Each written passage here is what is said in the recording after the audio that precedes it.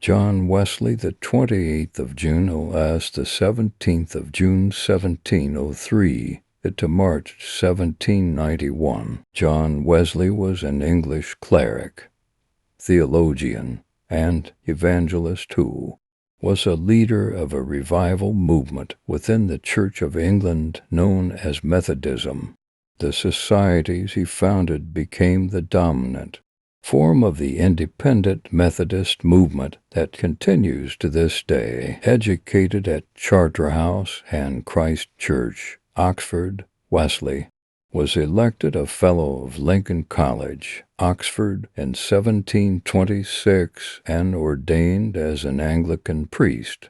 2 years later, at Oxford, he led the Holy Club, a society formed for the purpose of the study and the pursuit of a devout Christian life. Religious society led by Moravian Christians. On the 24th of May, 1738, he experienced what has come to be called his evangelical conversion. He subsequently left the Moravians and began his own ministry. A key step in the development of Wesley's ministry was to travel widely and preach outdoors, embracing Arminian doctrines.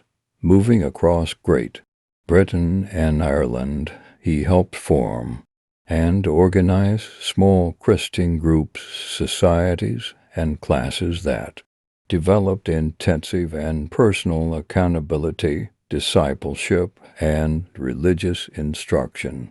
He appointed itinerant and ordained evangelists, both women and men, to care for these groups of people under Wesley's direction. Methodists became leaders in many social issues of the day, including the abolition of slavery and support for women preachers. Although he was not a systematic theologian, Wesley argued for the notion of Christian perfection and against Calvinism. His evangelicalism, firmly grounded in sacramental theology, maintained that means of grace sometimes had a role in sanctification of the believer.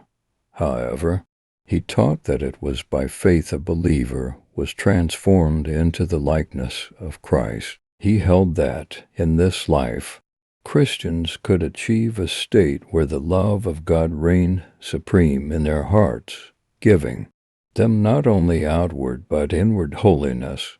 Wesley's teachings, collectively known as Wesleyan theology, continue to inform the doctrine of Methodist churches. Throughout his life, Wesley remained within the established Church of England, insisting that the Methodist movement lay well within its tradition.